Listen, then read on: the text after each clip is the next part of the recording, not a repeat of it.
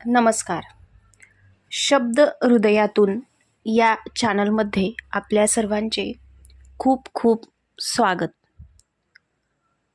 प्रेमाचा सहवास या आमच्या कथेला तुमच्याकडून मिळत असलेल्या भरभरून प्रेमाबद्दल आम्ही आपले खूप खूप आभारी आहोत. तुम्ही या चॅनलवरती नवीन असाल तर कृपया चॅनलला सबस्क्राईब करा. राधा आज खूपच सुंदर दिसत होती. लाल साडीत तिचे रूप अगदी खुलून आले होते. साडीत तिची ती परफेक्ट फिगर नजरेस अगदी उठून दिसत होती. तिने आवरून झाले आणि शेवटी एकदा स्वतःला आरशावर नजर फिरवून बघितले. सर्व व्यवस्थित आहे. हा पण ह्या नेऱ्या थांब, थोड्या व्यवस्थित करूयात. स्वतःच्याच मनातच बडबडत साडीच्या नेऱ्या एकदा व्यवस्थित करण्यासाठी खाली वाकली. तेवढ्यात दरवाजाचा आवाज आला. त्या आवाजाने तिने वाकूनच पुढे बघितले तर तिच्या नजरेस दरवाजात उभा इंद्रनील पडला. तो दरवाजा बंद करून समोर वळला तर खाली वाकलेली राधा त्याला दिसली. बस, तिला बघून तो हँग झाला. आता त्याची नजर तिच्यावरच स्थिरावलेली होती. तो अगदी नशिल्या नजरेने तिला बघू लागला. तिची जशी नशात चढली होती त्याला आज अप्सरा जणू समोर उभा होती. तो तिचा नेहमीसारखा तेजस्वी चेहरा, पाणीदार डोळे, अगदी गहिऱ्या समुद्राहून गहिरे त्या गहाऱ्या डोळ्यांमध्ये कितीही खोल गेले तरी तळ गाठणे अगदी अशक्यच. तो तिचे निरीक्षण करत होता. त्याला तेथून आतमध्ये जाण्याचे हे सुचले नाही. अगदी प्रेमळ नजरेने तो राधाला बघत होता. सुंदर डोळ्यावर असणाऱ्या त्या लांब पापण्या अगदी अलवार फडफडत होत्या. डोळ्यांचे सौंदर्य लपवून ठेवण्याचे काम अगदी जीव ओतून करत होत्या.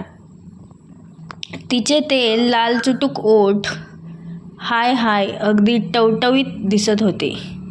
ती स्ट्रॉबेरी तोंडात टाकून अगदी मनसोक्त आस्वाद घ्यावा असे कोणाला वाटणार नाही तर नवलच. खिडकीतून येणाऱ्या हवेवर लांब केस डोलत होते आणि नाजूक मंगळसूत्र तिच्या सौंदर्यावर चार चांद लावत होते.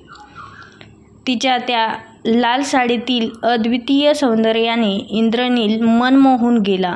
त्याला जगाचे भान राहिलेच नव्हते. इंद्रनीलने तिच्याकडे सांगत, राधा, आज तू खरोखरच एकदम अप्रतिम दिसतेस. या लाल साडीमध्ये तू जणू एक देवता आहेस. राधाकडे इंद्रनीलच्या शब्दांची एक मिठी खात्री होती. तिच्या मनात आनंदाचे तरंग उठले. तुला खरंच असं वाटतं का? राधाने हलक्या स्वरात विचारलं. तिच्या गालांवर लज्जा उमटली. होय, नक्कीच. इंद्रनीलने तिच्यापासून थोडं जवळ येत उत्तर दिलं. तुझे डोळे जणू तारेप्रमाणे चमकतात आणि तुझ्यातील आत्मविश्वास मला सदैव आकर्षित करतो. तू एक चंद्रिका आहेस जिच्या नंतर मी नेहमी शोधत राहतो. राधाला त्याच्यावर हसू आले. तुला काय वाटतं? हा साडीचा रंग मला आधार देतो का? निश्चितच. लाल रंग प्रेम, आकर्षण आणि उत्साह दर्शवतो आणि तू त्यामध्ये पूर्ण न्याय दिला आहेस. इंद्रनीलने आणखी एकदा तिच्या सौंदर्यावर प्रेमाने नजर टाकली. त्याने राधाच्या चेहऱ्यावर एक हलका चुंबन घेतला जो तिच्या हृदयाला थोडं अधिक जोरात धडधडायला लावला. तू माझी जगण्याची प्रेरणा आहेस. तुझं सौंदर्य फक्त बाहेरच नाही तर आतूनही असंख्य आहे. राधा त्याच्या शब्दांनी भारलेली झाली. हळूच इंद्रनीलच्या कडे बघत ती म्हणाली, इंद्रनील, तू माझ्या जीवनात आलास तेव्हा माझं जीवन बदललं. तुझ्या प्रेमात मला थोडं सुरक्षित वाटतं. इंद्रनीलने तिचा हात धरला आणि मी वचन देतो की मी सदैव तुझ्यासोबत राहीन, तुझ्या आनंदात आणि दुःखात. या सुंदर क्षणात त्यांच्या प्रेमाचा गोड संग्राम त्यांच्या हृदयांची गाणी गात होती आणि त्यांनी एकमेकांच्या डोळ्यात पाहून एक प्रेमीच्या जोडीदारांमधील अनंत प्रेम अनुभवायला सुरुवात केली.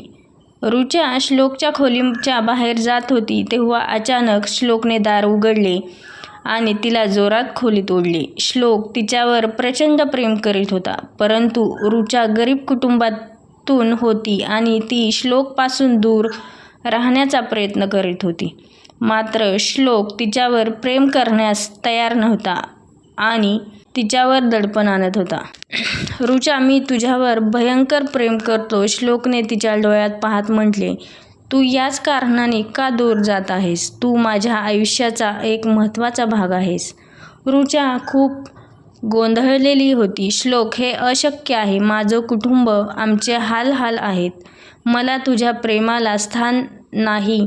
मी तुला दुखावू इच्छित नाही. श्लोक तिच्या शब्दांवर विश्वास ठेवायला तयार नव्हता. परलोकांकडे पाहणं थांबव. मी एकटा तुला परवडण्यासाठी तयार आहे. तू माझी असल्यास तुमचं सर्व काही चांगलं होईल. ऋचाच्या हृदयात धडधड सुरू होती. ती श्लोकच्या प्रेमाची गहनता जाणून होती, पण तिच्या मनात तिच्या कुटुंबाची काळजी आणि तिच्या परिस्थितीचा विचार होता. श्लोक, मी तुला प्रेम करायला इच्छुक आहे, पण माझ्या परिस्थितीमुळे मला भीती वाटते. श्लोकने गहिऱ्या आवाजात, भीती कशाची? आपण एकत्रित येऊन प्रत्येक अडचणीवर मात करू शकतो. मी तुला सोडणार नाही. उलट श्लोकच्या प्रचंड प्रेमामुळे ऋचा थोडीशी गोंधळलेली होती, पण ती समजून घेते की प्रेमाच्या या टोकदार दिशेला एक अनिष्ट शेवट होऊ शकतो. Sweetberry, you are such a sweet. तो तिचा पदर नीट करत बोलला. त्याचा तिथे स्पर्श होता. ती लाजली आणि त्याच्या छातीत चेहरा लपवला. Radha, please, I want you. मी आता तुझ्यापासून लांब राहू शकत नाही. त्याच्या शब्दांनी ती लाजली. इंद्रनीलच्या कडे बघत ती म्हणाली, तुम्ही माझ्या जीवनात आला आणि माझं जीवन बदललं. आईबाबांनंतर माझे काय झाले असते? मी आईच्या सांगण्यावरून हे लग्न केले. मुळात मला लग्न करायचेच नव्हते.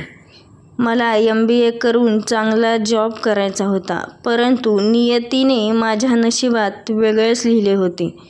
तुम्ही माझ्या नशिबात लिहिलेले होते. सुरुवातीला मला वाटत होते तुम्ही हे लग्न मनाविरुद्ध करत आहात आणि जर मी तुमच्यात अडकले तर खूप अवघड होईल.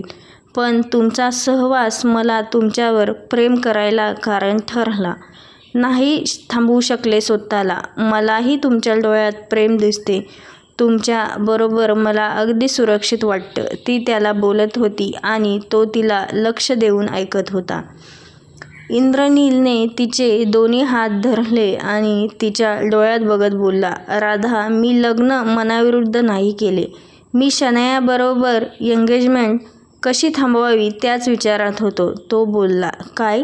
राधाने जोरात विचारले. हो, तोही हसत बोलला. पण का? तिने प्रश्नार्थक नजरेने विचारले. ओ, बहुत लंबी कहानी है. फुर्सत से बताऊंगा. तू जा खाली, मी येतो. तो पुन्हा तिच्या गालावर ओठ टेकवत बोलला आणि फ्रेश होण्यासाठी निघून गेला. सर काय म्हणाले? नक्की त्यांना काय म्हणायचे होते? राधा अजूनही विचार करत तिथेच उभा राहिली होती. वॉशरूमचा दरवाजा बंद होण्याचा आवाज आला आणि ती भानावर आली. चला राधा, खाली जाऊयात. पण नक्की त्यांना काय म्हणायचे होते बरं? जाऊ दे, काहीच समजत नाही. सरांनाच विचारावे लागेल. सध्या खाली जाऊयात. स्वतःशीच बडबड करत ती खाली निघून गेली. ऋचाला श्रेया आणि वेदिकाने तयार केले होते. मालतीताईंनी ऋचासाठीही खूप सुंदर वन पीस खरेदी केला होता. त्याच स्काय ब्ल्यू कलरमध्ये तिचा गोरा रंग अगदी खुलून आला होता. आज ती कमालीची सुंदर वाटत दिसत होती. Wow Vedu, look how beautiful she looks. Shreya रुचाला बघून बोलली. हो ग Shreya, Rucha looks so beautiful. आज रुचाला पाहणाऱ्या लोकांचे काही खरे नाही. हिला बघणाऱ्या लोकांना नक्कीच हार्ट अटॅक आल्याशिवाय राहणार नाही असे वाटते. वेदू जरा सांभाळून बरं, नाहीतर आज नक्कीच कोणीतरी हॉस्पिटलमध्ये पोचायचं असे वाटते. वेदूही श्रेयाला दुजोरा देत बोलली. तुम्ही दोघी गप्प बसा ग, काहीही बोलू नका. तुम्ही दोघी एवढ्या सुंदर आहात, त्यात राधा तर कमाल आहे आणि यात माझे घोडे कुठे नाचवता. चला तुम्ही आवरून या, मी बघते राधाचे झाले का. ती जरा लाजली आणि तिचा फोन घेऊन राधाच्या रूमकडे निघाली. रुचा राधाच्या रूमची बेल वाजवणार तेवढ्यात शेजारच्या रूमचा दरवाजा उघडला गेला. कोणीतरी तिच्या तोंडावर हात ठेवून तिला त्या रूममध्ये जोरात ओढून घेतले. अचानक झालेल्या या कृतीने ती प्रचंड घाबरली. तिला नक्की काय झाले हे समजायला वेळ लागला आणि जेव्हा समजले तेव्हा तिच्यासमोर श्लोक तिच्या दोन्ही बाजूला 2 हात ठेवून तिला दारावर पुश करून उभा होता. तो तिला अगदी प्रेमळ नजरेने बघत होता. क्षणभर तीही त्याच्या डोळ्यात हरवून गेली. तिला त्याच्या डोळ्यातील प्रेम दिसत होते, परंतु तिला त्याच्यामध्ये अडकून जायचे नव्हते. तिने लगेच नजर चोरली. सर काय करताय, असे का ओढले, जाऊ द्या मला, ती नजर चोरत बोलली. तिचे शब्द कानावर पडले तसा त्याच्या चेहऱ्यावर राग झळकू लागला. क्षणात त्याच्या हाताची घट्ट पकड तिला तिच्या दंडावर जाणवली. मी काय करतोय हातावरील पकड घट्ट करत तो अगदी तिच्या डोळ्यात बघत बोलला. रुचा तू काय करत आहेस, तुला माझे प्रेम दिसत नाही का. बघ ना माझ्या डोळ्यात, तुला तुझ्यावर असणारे फक्त प्रेम आणि प्रेमच दिसेल. प्लीज रुचा, अशी वागू नकोस. I really love you. Say yes. तुझी साथ आयुष्यभर हवी आहे, देशील ना. श्लोक तिच्या डोळ्यात बघत बोलला. बोल ना रुचा. तिच्या डोळ्यातून पडणारे पाणी अंगठ्याने हळूवार पुसत तो बोलला. श्लोक तिच्यावर प्रचंड प्रेम करीत होता, परंतु रुचा गरीब कुटुंबातून होती आणि श्लोकपासून दूर राहण्याचा प्रयत्न करीत होती. मात्र श्लोक तिला दूर करण्यास तयार नव्हता आणि कधी दूर जाऊही देणार नव्हता. रुचा मी तुझ्यावर भयंकर प्रेम करतो, श्लोकने तिच्या डोळ्यात पाहत म्हटले. तू का दूर जात आहेस. तू माझ्या आयुष्याचा एक महत्त्वाचा भाग बनली आहेस. मला माहीत आहे तुझेही माझ्यावर प्रेम आहे, परंतु तू ॲक्सेप्ट करत नाहीस. रुचाच्या हृदयात धडधड सुरू होती. ती श्लोकच्या प्रेमाची गहिराई जाणून होती, पण तिच्या मनात तिच्या कुटुंबाची काळजी आणि तिच्या परिस्थितीचा विचार होता. श्लोक सर, मी तुमच्यावर प्रेम करायला इच्छुक आहे, पण माझ्या परिस्थितीमुळे मला भीती वाटते, ती मनात बोलली. श्लोक तिच्या चेहऱ्यावरील क्षणाक्षणाला बदलणारे एक्सप्रेशन अगदी अचूक ओळखत होता आणि तिच्या मनात असणारे प्रेमही तो जाणून होता. रुचा कॉरिडॉरमधून श्रेयाचा आवाज आला आणि ती भानावर आली. सर प्लीज सोडा, मला जायला पाहिजे. मला जर येथे असे कोणी पाहिले तर खूप वाईट होईल. प्लीज. ती त्याच्यापासून सुटण्याचा प्रयत्न करत बोलली. त्याने तिच्या कपाळावरती ओठ टेकवले आणि तिच्या दंडावरील हात सोडले. तिच्या दोन्ही दंडावर त्याच्या बोटांचे ठसे उमटले होते. त्याने ते बघून एक मोठा श्वास घेतला. रुचा आय एम सॉरी, तो बोलला. तोपर्यंत ती दरवाजा उघडून बाहेर निघून गेली होती. ती जाताच त्याने जोरात भिंतीवरती मूठ मारली आणि केसात हात फिरवत तोही तिच्या मागे खाली निघून गेला. धन्यवाद. भेटूया लवकरच पुढील भागात. तोपर्यंत स्टोरी वाचत रहा आणि छान छान कमेंट्स करा. धन्यवाद.